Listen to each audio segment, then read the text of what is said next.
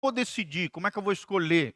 Que tipo de decisão nós temos que fazer? Nós temos que aprender, amados, que a cultura humana nem sempre, e aí, geralmente, não está de acordo com a palavra de Deus. Sim ou não, irmãos? Tem muitos aspectos culturais que estão contrários à palavra de Deus. Uma coisa é a cultura dos homens, outra coisa é o reino de Deus.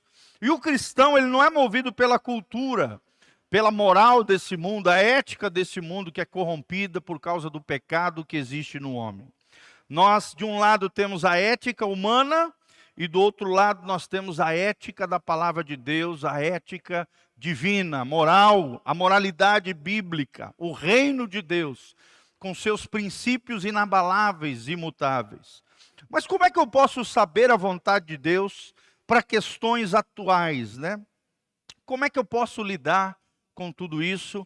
É o que nós vamos falar. Como é que eu posso tomar uma decisão sábia em meio a tantas questões que existem hoje nos atuais dias modernos, né? Ou tempo pós-moderno, como dizem os especialistas. E é sobre isso que nós vamos falar, com a graça de Deus. Esperamos trazer uma palavra do coração de Deus para o seu coração. Amém? Fala comigo, a cultura dos homens é diferente da cultura do céu. Fala comigo, a ética humana é diferente da ética de Deus.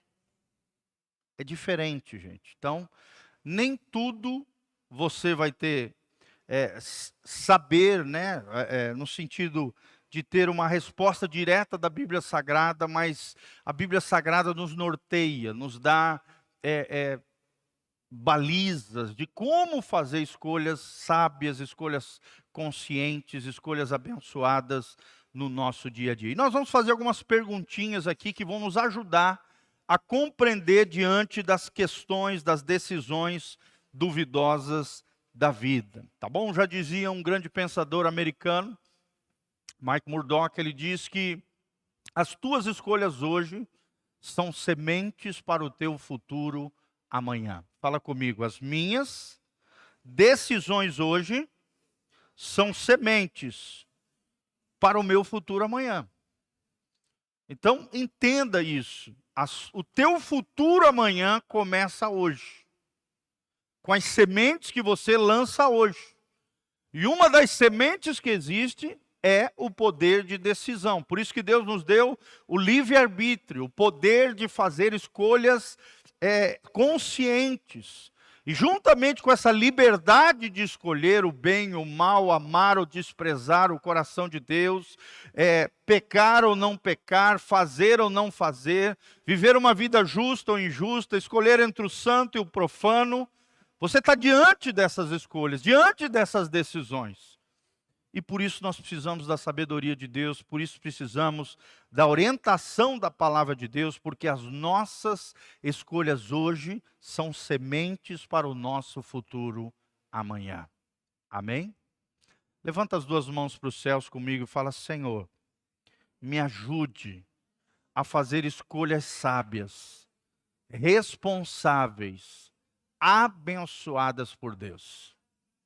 Então é sobre isso que nós vamos falar, uma palavra tremenda, como decidir sobre coisas duvidosas. Talvez você esteja com dúvida em alguma área da sua vida, do que fazer, do que escolher, que caminho trilhar.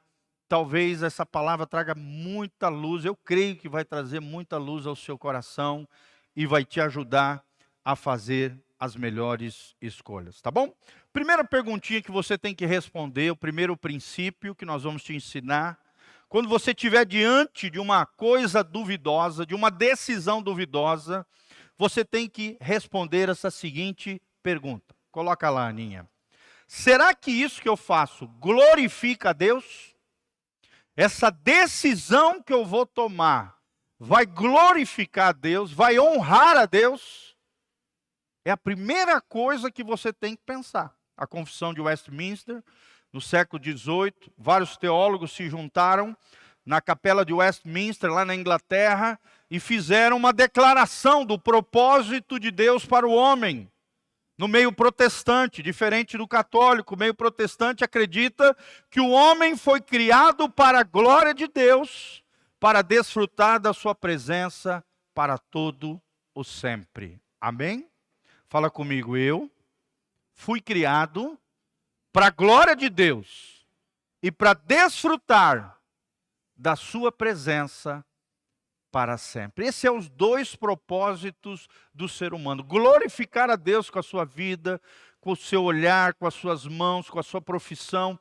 Tudo que nós formos fazer deve ser para a glória de Deus. Abra comigo 1 Coríntios 10, 31.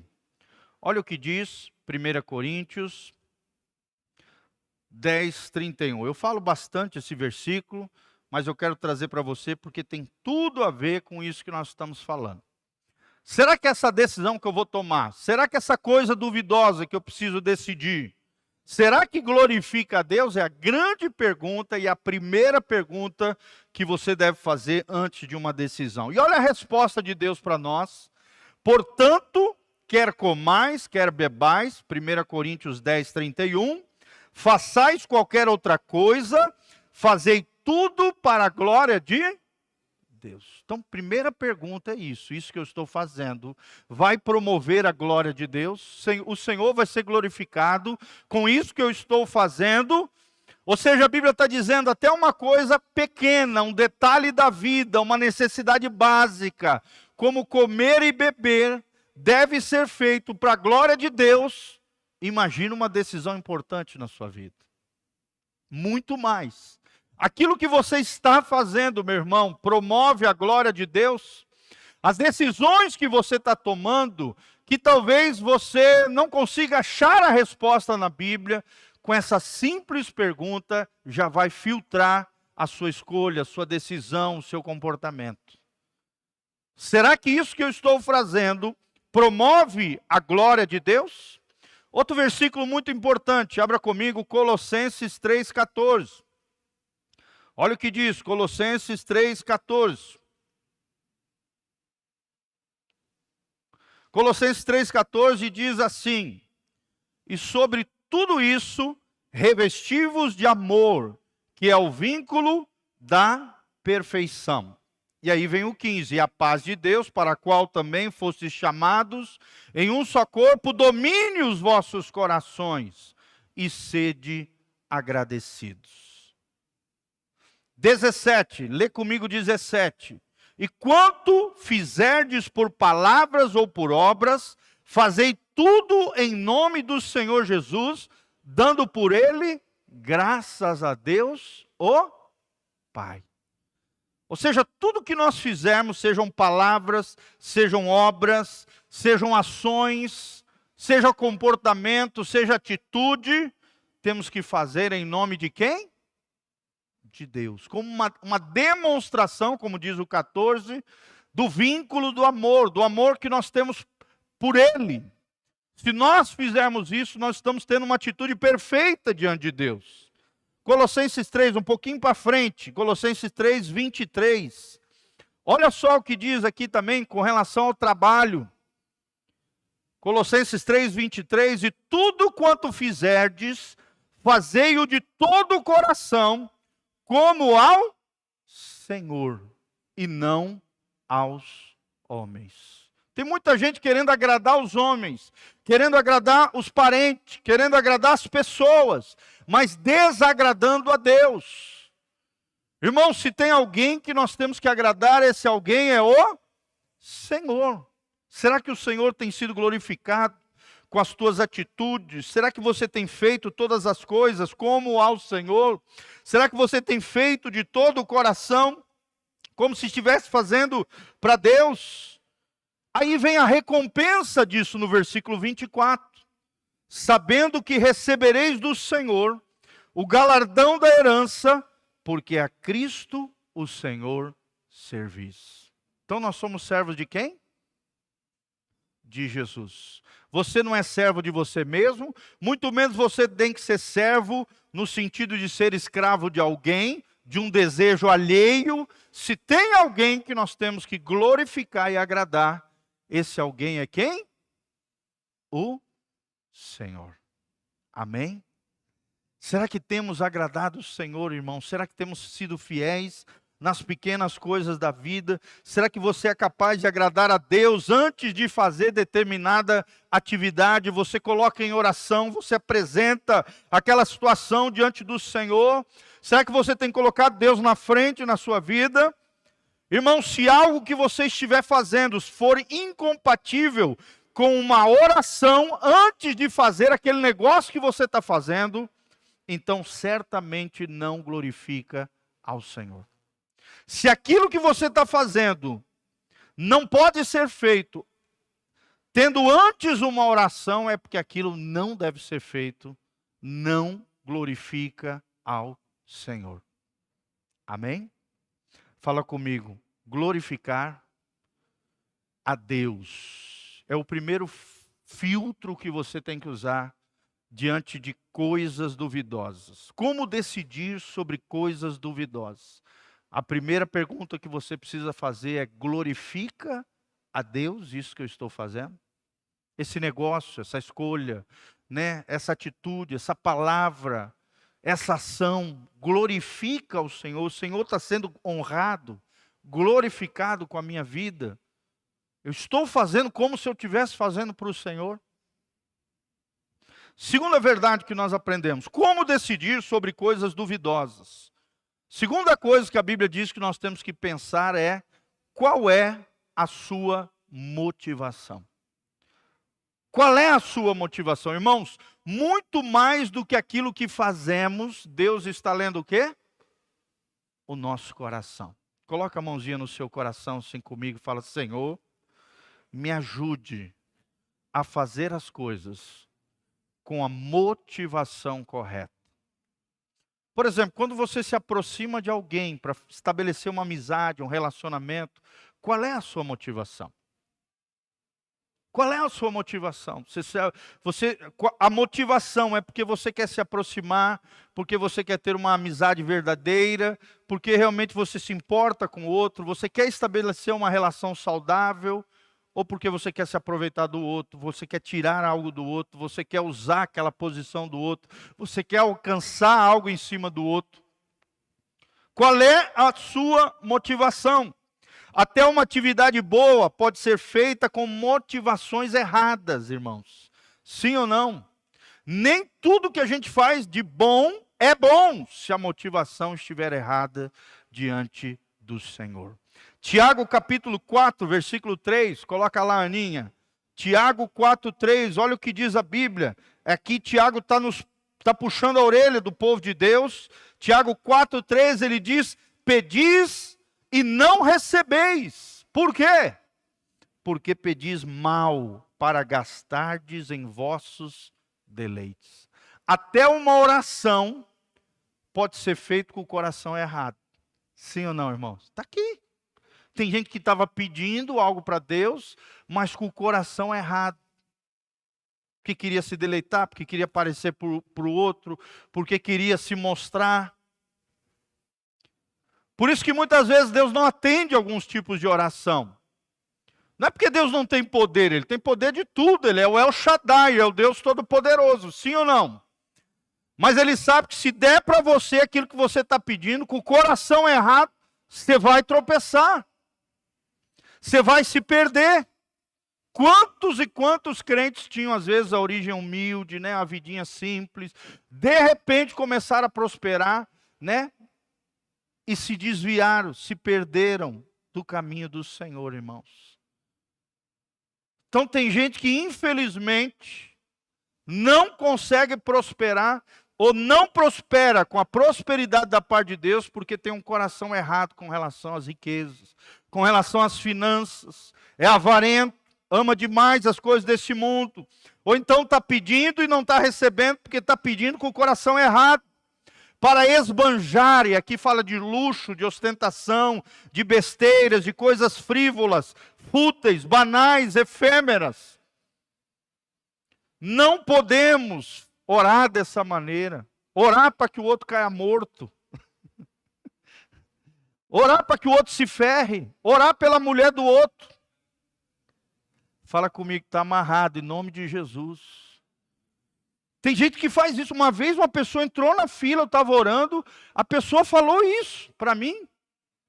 Estava orando pelo marido da outra. Olha que sem noção, gente.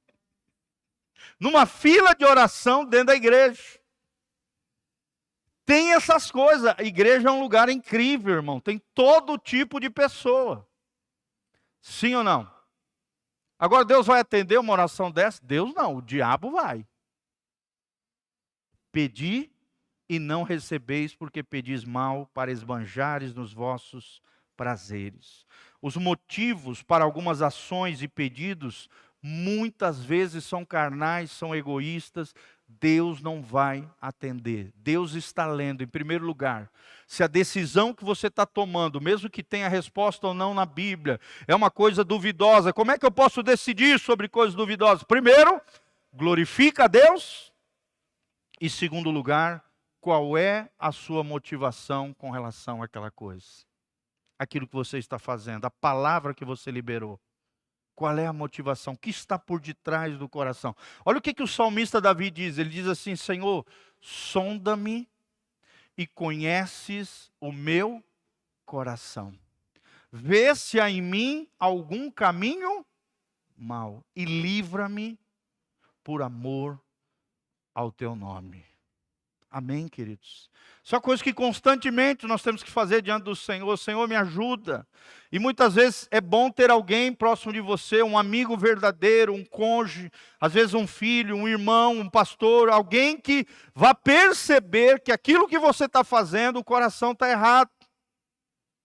Não é para a glória de Deus, é para a glória do eu. Tem muita gente que vive, não é para a glória de Deus, é para a glória do eu inflado, daquilo que um filósofo alemão chama de ego absoluto. Quando o eu toma conta de você e você vive uma vida sem limites, sem governo, passando por cima de todos, como se fosse uma patrola. Hegel, um filósofo alemão, ele falava sobre isso. Existem pessoas que precisam da punição do Estado, na teoria do direito positivo. Ele dizia: o Estado tem que intervir, porque essa pessoa tem um coração, tem um ego absoluto. Ele acha que pode passar por cima de tudo e de todos, com uma motivação errada. Aí precisa o Estado vir e punir aquela pessoa. Colocar às vezes numa cárcere, uma punição, uma multa, algo para frear esse ego absoluto. Vocês acham que na igreja também não tem isso, gente?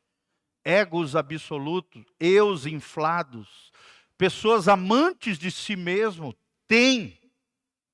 A Bíblia diz que essa é uma das características da última geração, do tempo final, dos últimos dias, onde espíritos enganadores se infiltrariam entre os eleitos. E se possível ele derrubaria, tiraria, desviaria muitos filhos de Deus das comunidades cristãs. Já acontecia isso.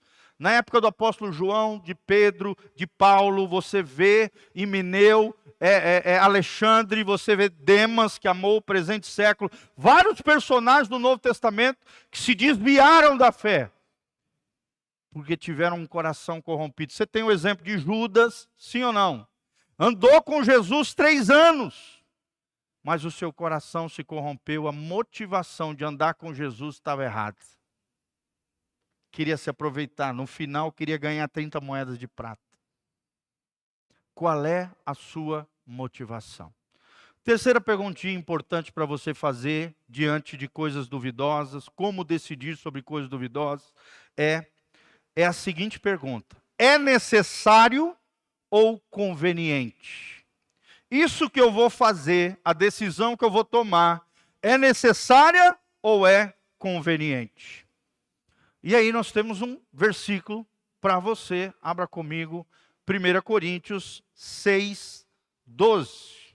1 Coríntios 6, 12 nos baliza aqui em muitas escolhas da nossa vida. 1 Coríntios 6, 12, Paulo diz, ele está falando aqui sobre o nosso corpo como um santuário do Deus vivo, né? Como casa de Deus. Ele diz assim: todas as coisas me são lícitas. Em outras palavras, Paulo está dizendo: eu tenho liberdade para fazer o que eu quiser.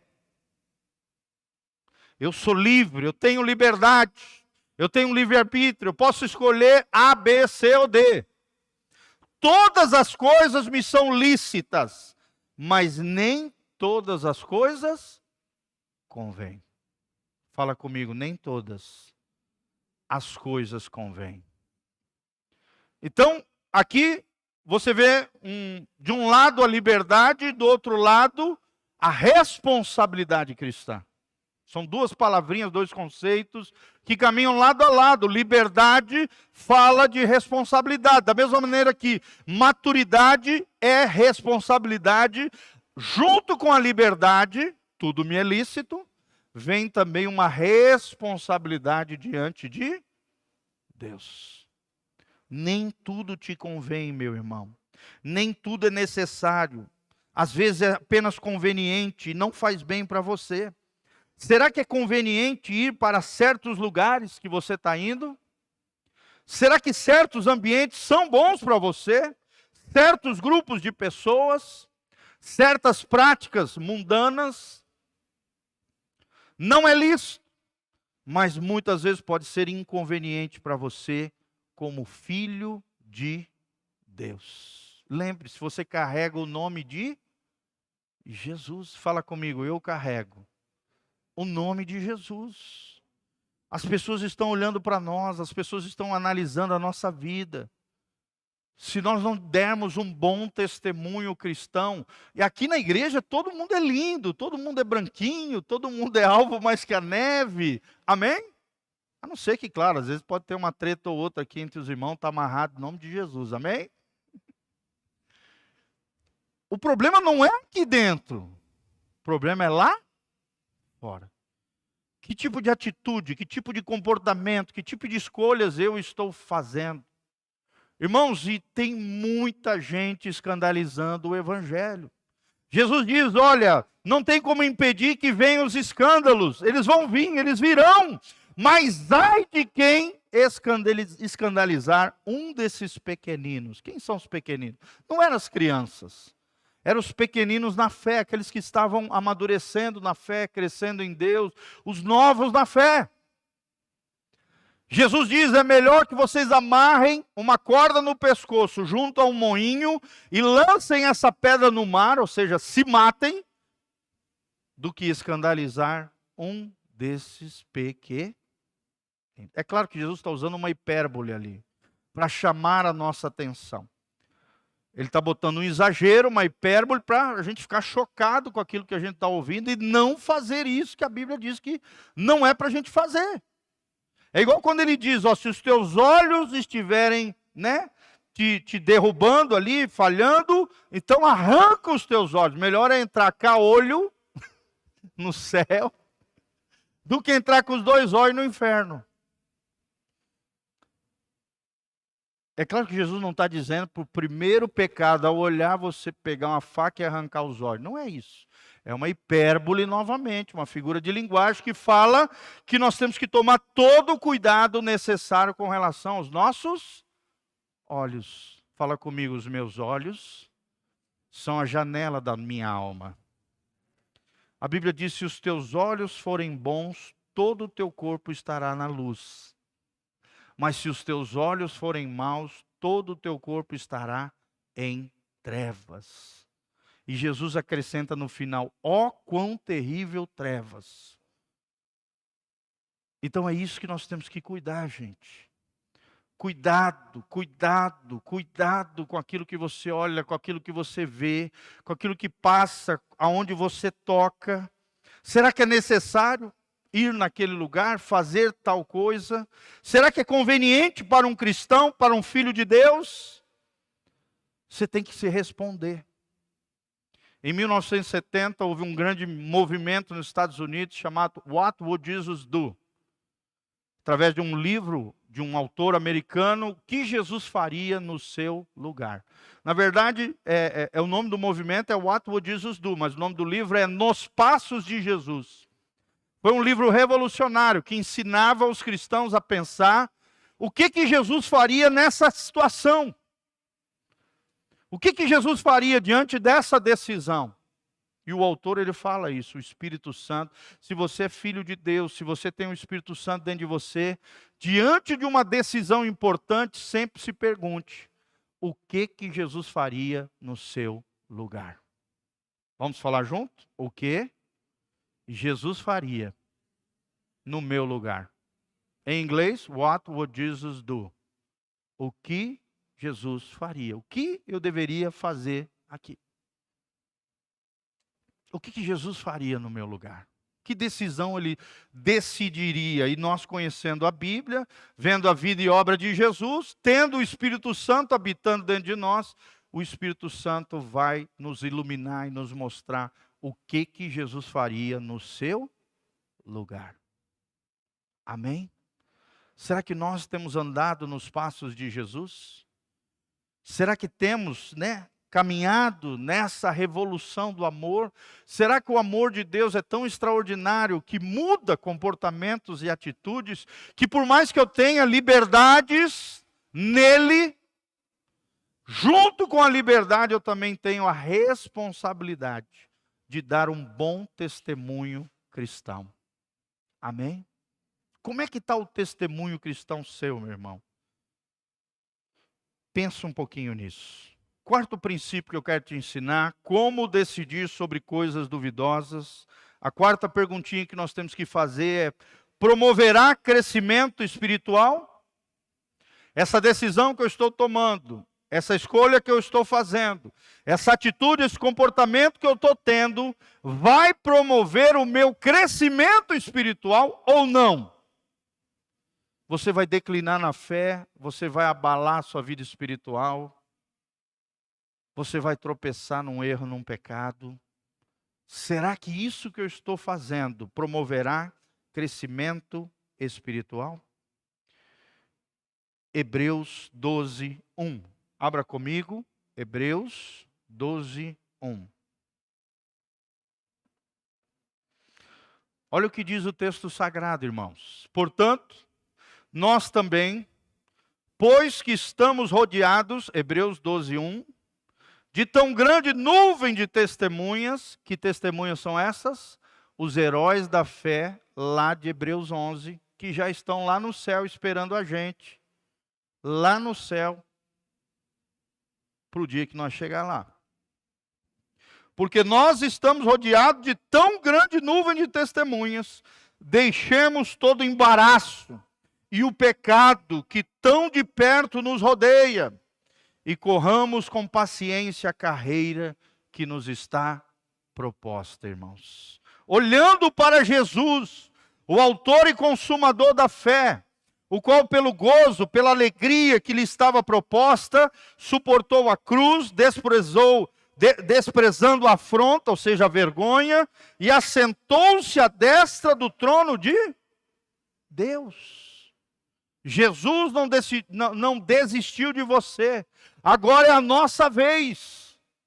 Jesus já provou o seu amor por nós. Agora é a nossa vez de provarmos o nosso amor por Ele. Amém? Quem vai amar Jesus aí, levanta as duas mãos para os céus. Comigo fala, Senhor, agora é minha vez. Fala para Ele, Senhor, agora é minha vez de provar o meu amor e a minha adoração a Ti. Será que temos vivido uma vida de adoração?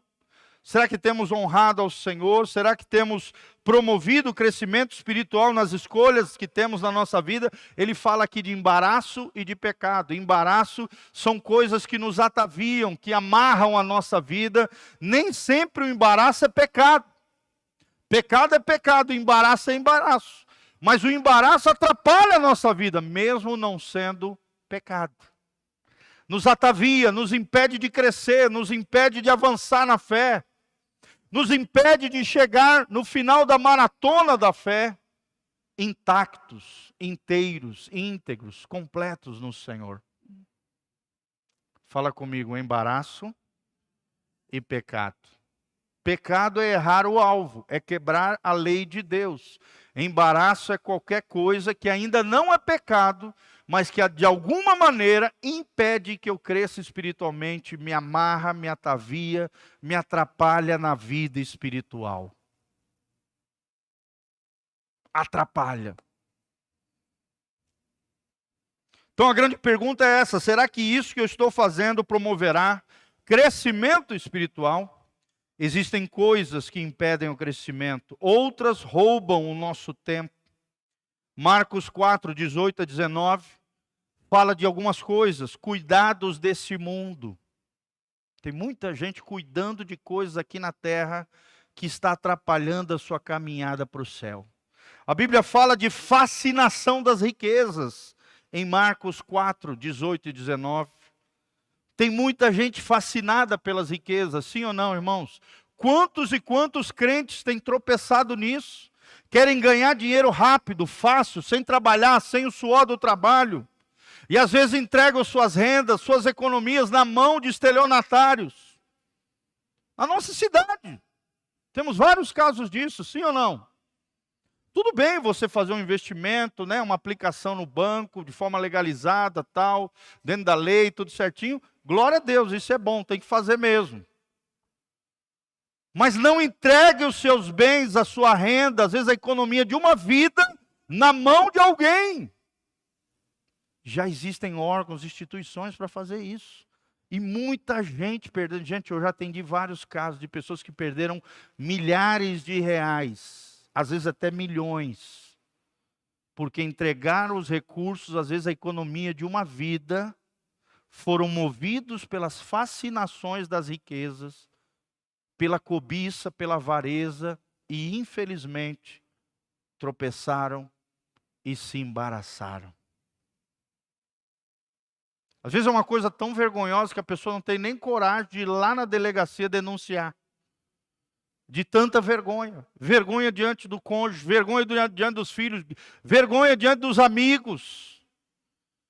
Porque muitas vezes foi embaraçado com as fascinações das riquezas, ambições, deleites da vida, é o que diz Jesus aqui, que atrapalham a semente de entrar num solo fértil e frutificar para a glória de Deus. É a parábola do semeador aqui.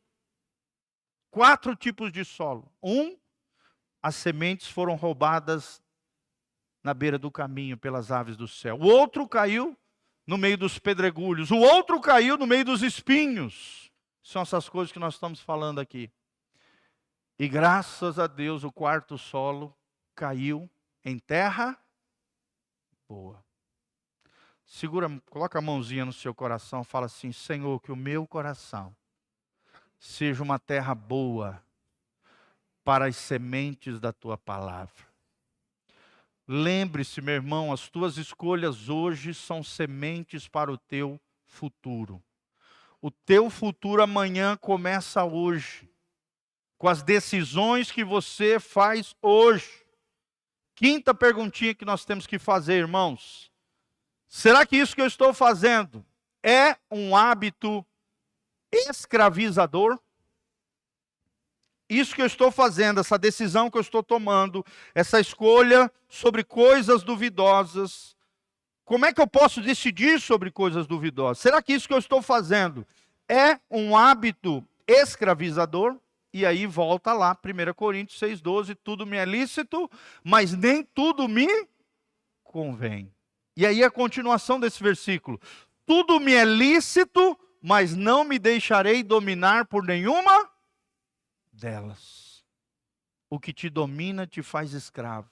Se o dinheiro te domina, você é escravo do dinheiro. Você é escravo de mamon.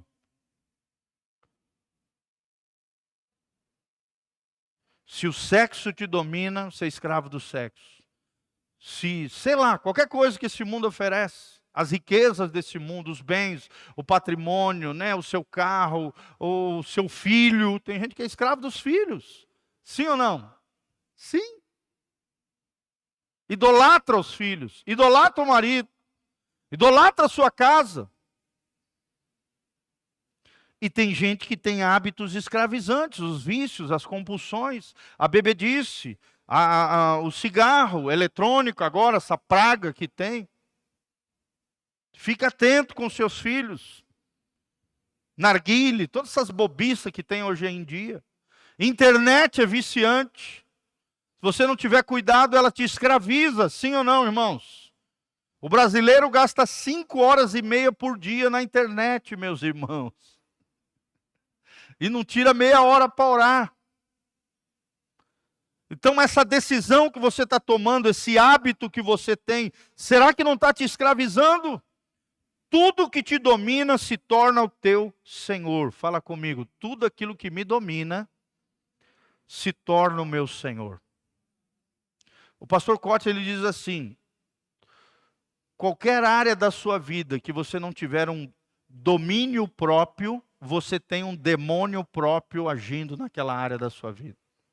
É muito forte isso que ele fala. Quem não tem domínio próprio, tem um demônio próprio. Vamos falar junto? Quem não tem domínio próprio, tem um demônio próprio. Que os demônios agem aonde? Na carnalidade. Naquilo que te escraviza, no pecado. E não tem nada pior do que o pecado para escravizar, gente. É o pecado que escraviza. O pecado é escravizante, o pecado é mortal, é destruidor.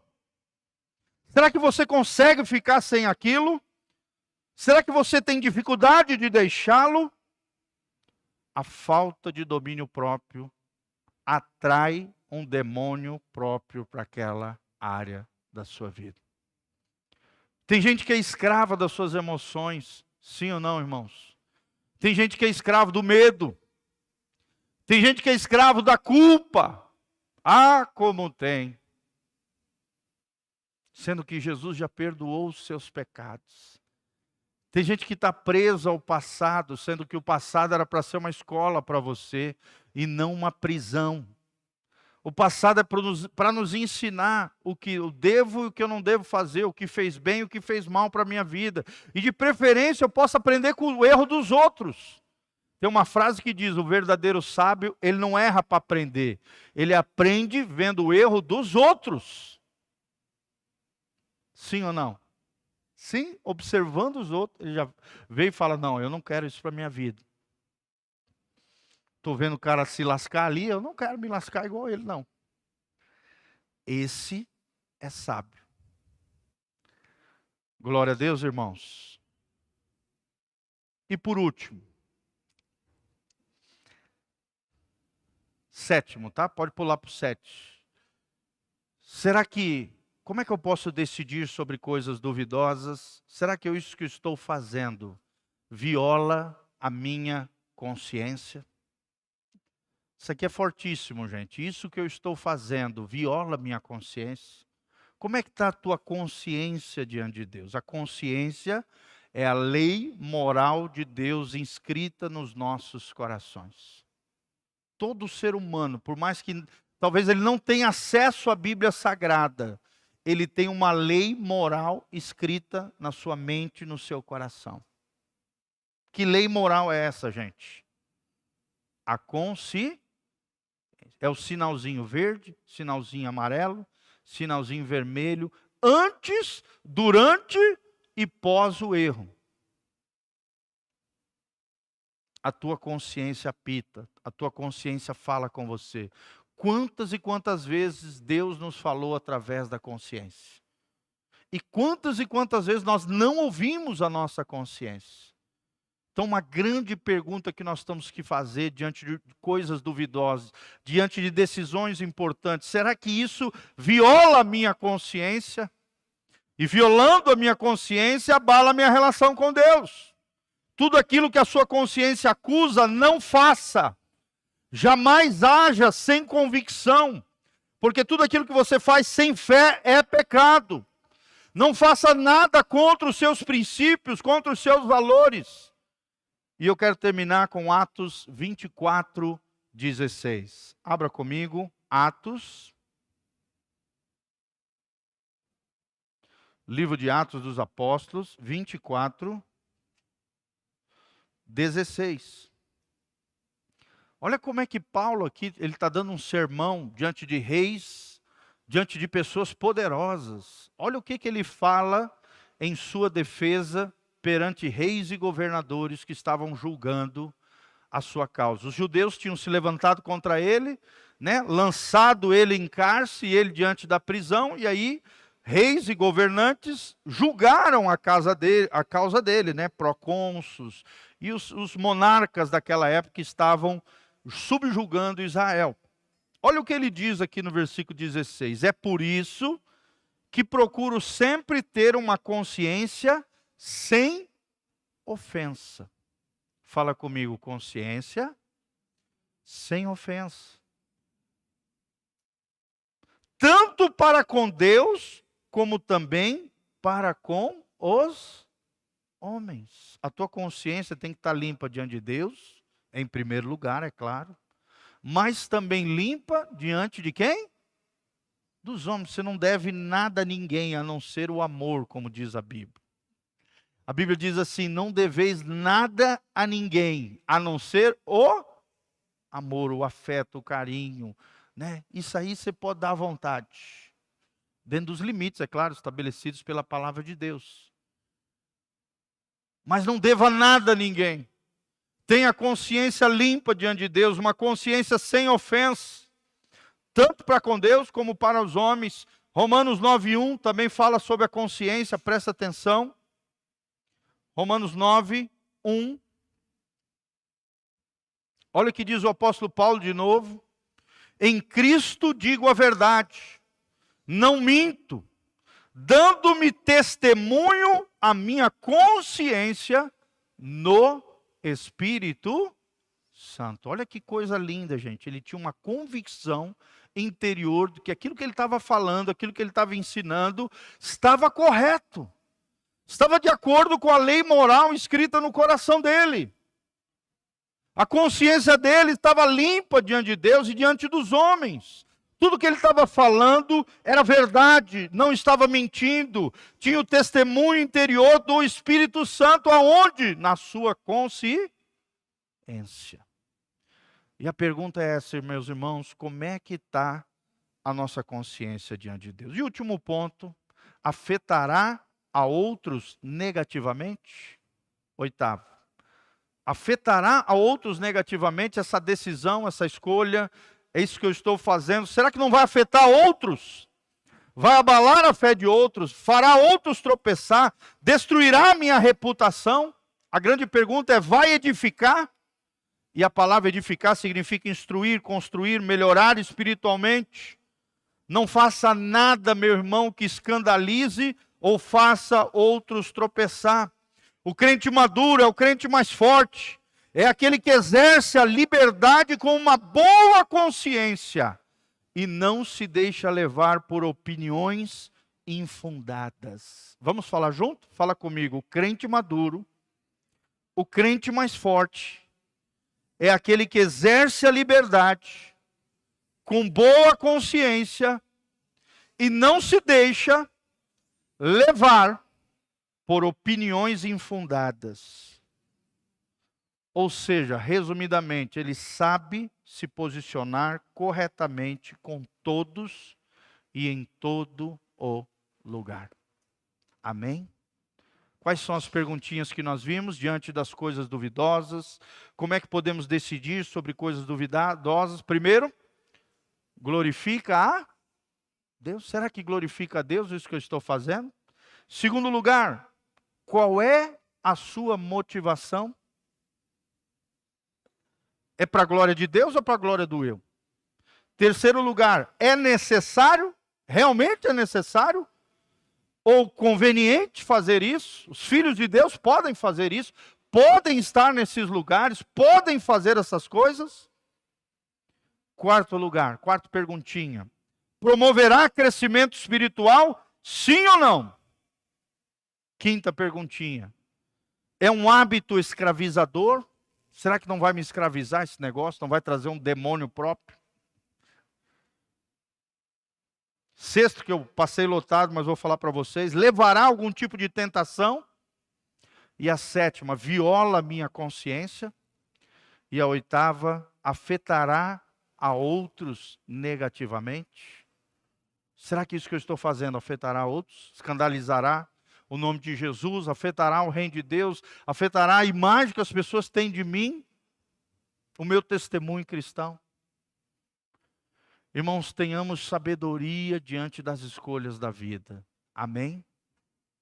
Fala comigo, as minhas escolhas são sementes para o meu futuro.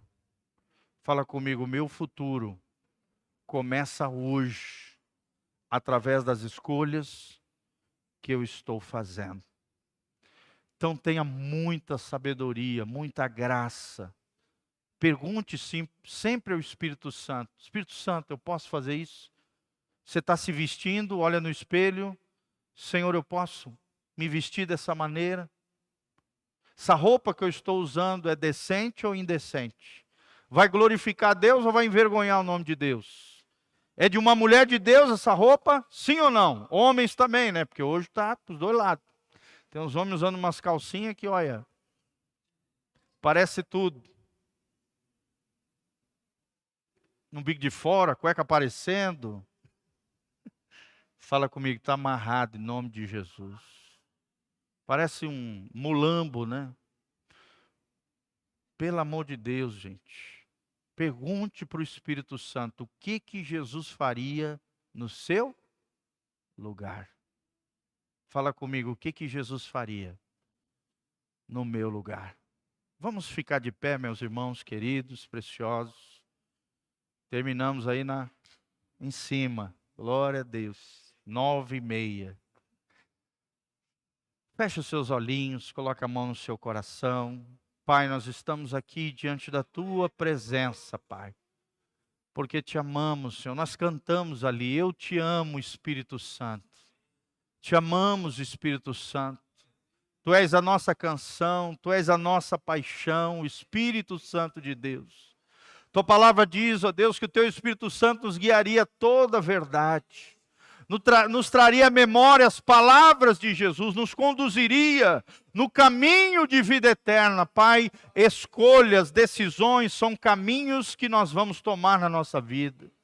São caminhos que levam a um destino de glória ou um destino de corrupção e de destruição.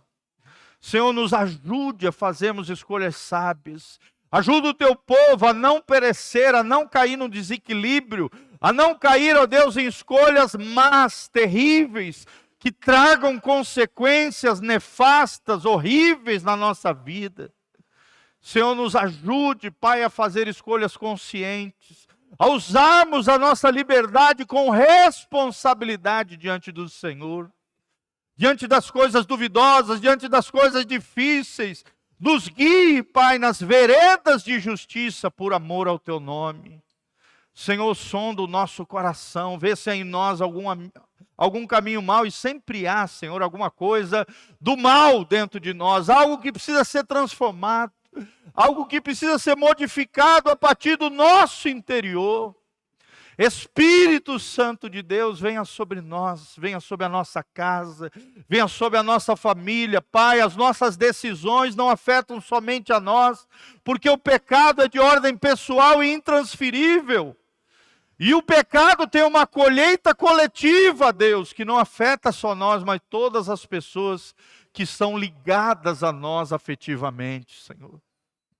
Livra-nos de todo mal, livra-nos da tentação, livra-nos, ó Deus, de tropeçarmos, livra-nos, ó Deus, de escandalizarmos o Teu nome, livra-nos de sermos, ó Deus, um mau testemunho do Evangelho do Teu reino, Senhor. Oh Deus, dá-nos um coração fiel, um coração leal, um coração que teme ao Senhor, um coração que anda nas Tuas veredas, um coração que ama o Teu nome, que carrega o Teu nome com dignidade, com honra, com respeito. Um povo que é luz no meio das trevas, que não é suja no meio desse mundo poluído, corrompido, mas, ó Deus, é um lumieiro diante das trevas espirituais e morais dessa geração que vivemos, Pai. Livra-nos, Pai, livra-nos, Pai, livra-nos, nos ajude a mantermos o nosso coração leal e fiel ao Senhor, independente daquilo que os outros pensam ou acham. Que possamos fazer tudo para a glória de Deus, que possamos glorificar o Teu nome e viver na Tua presença para todos sempre. É o que nós Te pedimos de todo o coração, para o louvor e glória do Teu nome, em o nome de Jesus. Amém e amém. Amém? Se você precisar de alguma oração também, vem aqui na frente, nós vamos estar orando individualmente pela sua necessidade, por aquilo que você precisa. Levante as suas mãos comigo, que o Senhor te abençoe desde Sião, que o Senhor faça resplandecer o seu rosto sobre ti, te dando sabedoria, graça e glória nas escolhas da vida, nas decisões do dia a dia. Você tem a sabedoria e o direcionamento do Espírito Santo de Deus. Que você alcance bênção, prosperidade, vitória no Senhor Jesus. Que o Senhor te purifique de todo pecado, e a mim também, todos nós, nos lavando com o seu sangue precioso e nos purificando, nos fazendo mais alvos do que a neve. Que o Senhor te purifique em tudo, o teu corpo, a tua alma e o teu espírito permaneçam íntegros e irrepreensíveis até a volta de Jesus de Nazaré. Que o Senhor abençoe você e toda a sua casa, debaixo do shalom de Deus, da paz que prospera, em o nome de Jesus. Quem recebe, diga amém. Fala comigo: eu recebo os benefícios da cruz, a minha herança espiritual, pelos méritos de Jesus. Eu tomo posse do meu milagre, da minha bênção, e te agradeço, Jesus, em nome de Jesus. Amém e amém. Vamos dar uma salva de palmas para Jesus. Toda a honra, toda a glória, todo o poder, para todo sempre. Amém e amém. Não esqueça de trazer um amigo,